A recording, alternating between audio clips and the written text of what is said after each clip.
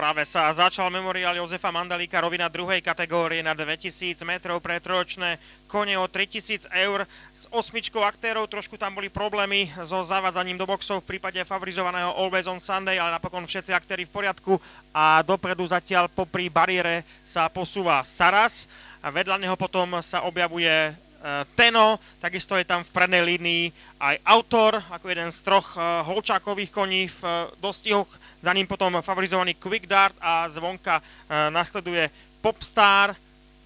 Ďalej favorit číslo 1 Always on Sunday schovaný v balíku a teraz Popstara vyviezlo v oblúku pri jazdeckých oddieloch na poslednú pozíciu. Takáto je situácia v polovici oblúka, stále je to Saras na druhej pozícii, potom Teno, tretí pri bariére má pokojný priebeh Marshall Wells, vedľa neho nasleduje Autor a takisto aj Cruel Mole Joe.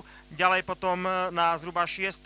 mieste cvála rešpektovaný Quick Dart a pole uzatvárajú Popstar a Always on Sunday. Takáto je situácia približne v polovici protiľahlej steny. Tempo je podľa mňa rozumné. Na prvej pozícii stále Saras, reprezentant Žrebčina Albertovec pod jokejom Dušanom Andrejsom. Na druhej pozícii sa objavuje koník v maďarskom tréningu, konkrétne je to Poliak Teno pod Lukášom Matúským, ktorému sa darilo pred týždňom v Šuranoch. Teno sa už posúva na druhú priečku, zvonka sa ale mimoriadne lepší aj Cruel Mole Joe a takisto je to chvíľa pre Autora a ešte aj Quick Dart sa posúva do kontaktu, takisto aj Always on Sunday si hľadá na začiatku záverečného oblúka priestor, jediný, kto trošku stráca je Popstar. Takáto je situácia zhruba 500 metrov pred cieľom, zdá sa, že ako prvý bude točiť do cieľovej rovinky Saras, ale už je Dušanom Andrejsom tlačený a zvonka sa začína presadzovať Lukáš Matúsky pod v sedle Teno a takisto sa snaží ešte zvonka uderiť aj